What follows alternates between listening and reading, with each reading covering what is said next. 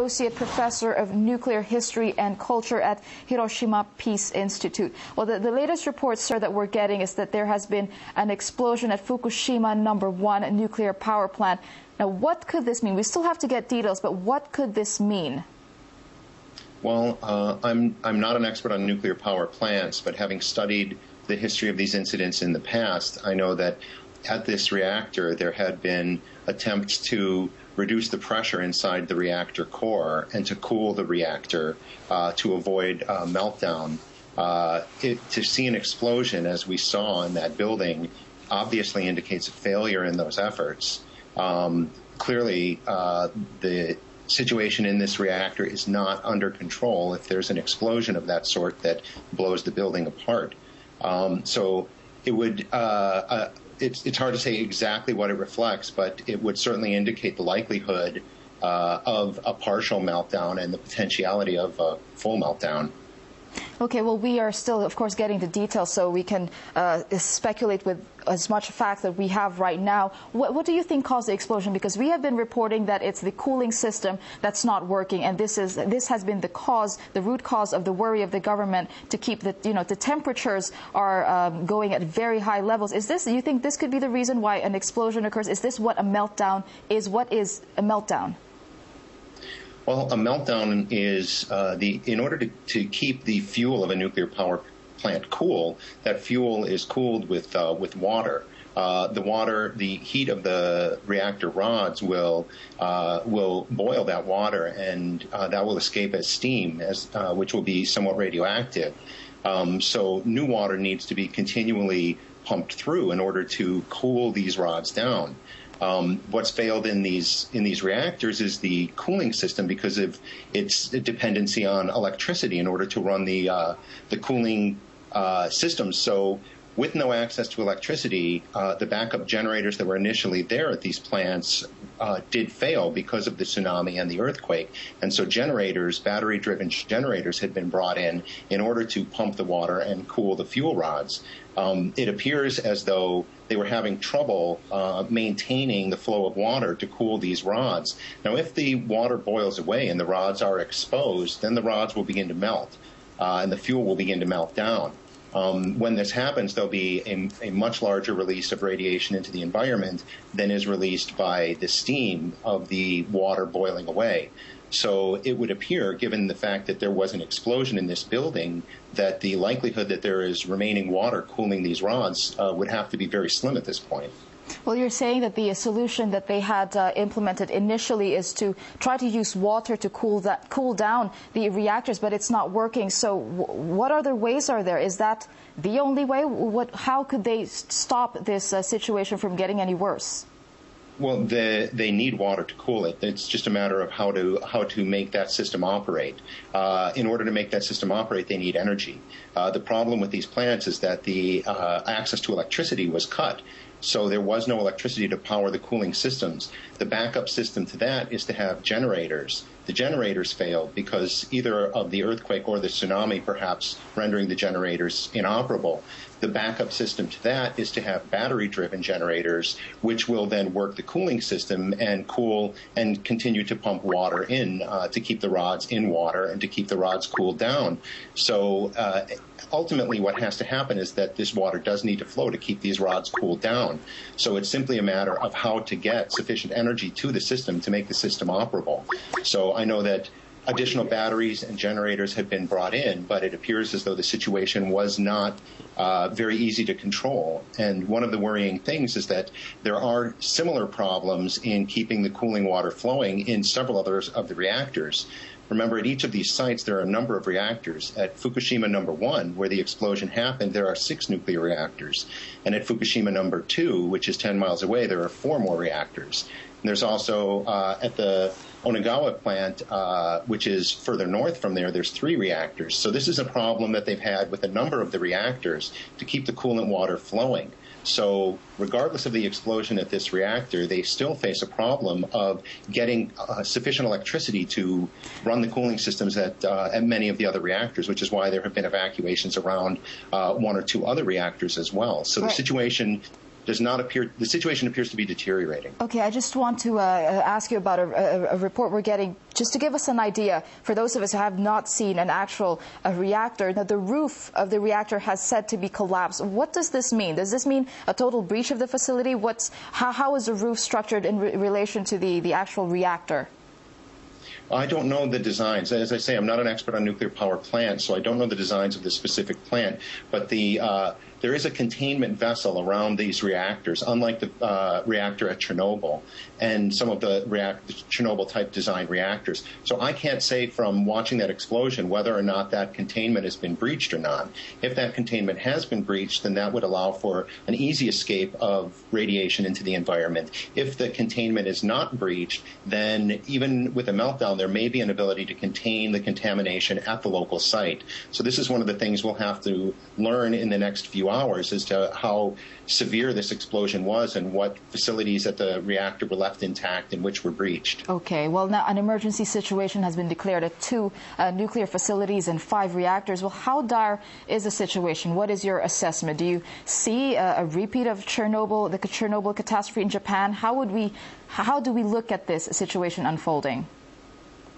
We look at this situation as a very grim and dire situation unfolding, and we hope that it can be resolved and that enough resources and electricity can be brought to bear in order to get the coolant water flowing and make sure that those reactor cores are cooled down. The grim situation would be if this has been a partial meltdown or a more serious meltdown, that this be contained at only this one reactor. The worst case scenario would be that similar situations could happen at another reactor or two. And in a sense, these reactors are much larger than the Chernobyl reactors in terms of the amount of fuel and the amount of electricity that they generate. So the potential for larger releases of radiation is there if the situation is not brought under control. And of course, in natural disasters, the concern would definitely be the lives of people, the safety of people, where radiation levels are said to be growing rapidly. Just how dangerous is it for people locally, especially those within the vicinity of the facility?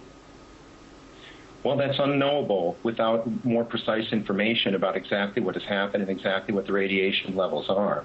But clearly, any exposure to radiation at all is bad for the human body and bad for human health. There's been warnings already on Japanese television and in the region to take precautions to minimize exposures to radiation. The people are now being told to stay in their homes rather than to evacuate, which would be an indicator of the presence of radiation in the atmosphere. But it's not a simple matter to keep radiation outside of the house, although it will minimize exposures. So the people in those areas and the people in the downwind areas are certainly in significant risk of having exposures that could lead to health problems, depending on the size of the releases and the amount of radiation that enters the atmosphere, the nearby atmosphere. There's a possibility that areas around the plants could be left much like the area around Chernobyl, as areas that wouldn't be lived in and wouldn't be entered. That's a worst-case scenario. If that's the case, to contain that area into as small an area as possible is the goal. So people in those areas should follow the guidances of the government officials, but they should definitely take steps to minimize their exposures in any way to radiation. Okay, but what about people, well, the rest of the world for that matter? We've seen, going back again to Chernobyl, it's the effect of the radiation spread for miles. What about in the case of Japan? Do we see that spreading for miles? You were mentioning a downwind. How would that affect the rest of the world? Well, if there's a significant release of radiation into the atmosphere, that can easily go into the upper atmosphere and then spread in the upper atmosphere around the globe. This kind of radiation will typically come down from the upper atmosphere with precipitation like rain or snow, which makes if there is a very, very significant release into the atmosphere, people certainly in Japan and in the region here and potentially even across the Pacific Ocean would want to avoid exposure to rain over the next week or two. But this is a worst-case scenario. There's no guarantee that anything like that would happen, but that is what could happen. That is what happened in Chernobyl. There was radioactive particles coming down in rain in areas in North America and certainly throughout Europe and Asia immediately after the Chernobyl disaster. Okay, well, we just go back to the massive earthquake that struck Japan yesterday. That's Friday afternoon. Now, Japan's flats, that is, the buildings, they have been designed to withstand earthquakes, considering Japan is on the cusp of three very active tectonic plates. Do you think more could have been done in terms of infrastructure to prevent a catastrophe, the effects of a disaster like this, in terms of damage to infrastructure or lives saved? Well, certainly it's easy to say that more could be done, but there is no upward threshold to that dilemma. For example, there may have been a 9-point earthquake. You know, it's possible that there could be a 10-point earthquake. So it's impossible to design these plants to an unlimited level of safety. Given that, they're always subject to natural disasters, in which case the stress put on the plant by the disasters exceeds the design of the plants themselves. And so, therefore, it's essential to be aware that this kind of danger will always exist. And when you're dealing with, one of the things I would say about nuclear power is that when you're dealing with materials that remain toxic for periods of potentially thousands of years, the dangers are significant, and the dangers need to be understood over a long period of time, and not just in the short term in terms of generating electricity. So while more could be done, certainly there's no point you could reach where you would say that a plant is now beyond the possibility of damage from natural disasters. There's always that potential. Okay, well, just allow me to pick your brain here a little. We know that Japan, again, as I mentioned earlier, is within the ring of fire, the massive tectonic plates, so they are very prone to earthquakes. We all know that. But, you know, building nuclear power plants, was that putting the country at risk, knowing that earthquakes occur frequently in Japan? Was that too much of a risk to have nuclear power plants in the country? Well, in my judgment, I believe it's too much of a risk to have nuclear power plants anywhere. The judgment was made at the time, because Japan has no energy sources, it has no coal or gas or oil, that in order to achieve independence, nuclear power was one way to achieve energy independence. This is a similar path and logic that's followed by France, which has the highest amount of its electricity generated by nuclear power plants. In living in an earthquake zone, no matter what you put there, there's a danger, of course, that there could be explosions. There could be explosions at coal-generated plants. So there's always this danger. One of the reasons that I'm opposed to nuclear power is because these dangers then entail toxins and poisons which far outlive the damage of explosions or the kinds of incidents that can happen when there's an earthquake. You find that the trauma and the health threat will last far beyond the incident itself. So to me, it's an especially serious danger that would preclude putting nuclear power plants in earthquake zones. But I would say that for similar reasons, there's argument against putting them anywhere. Okay, well, just a bit more information. You kept mentioning the health effects of very high levels of radiation on the population. Just in layman's terms, what are these effects? Cancer comes to mind. What are the effects of very high levels of radiation? There's increased risk of cancers. There's increased risk of immune disorder diseases. There's a variety of types of cancers that can be induced by exposures to radiation. There's certainly more health risks, although not being a health professional or an epidemiologist, I really couldn't describe them in more detail, so I don't want to misrepresent them. But I know that radiation exposures are typified by increased levels of cancer and immune disorders. Okay, well, thank you very much for giving us your opinion, your insight on what is currently unfolding. Dr. Robert Jacobs, a research associate professor of nuclear history and culture at Hiroshima Peace Institute. Thank you very much, sir. Okay.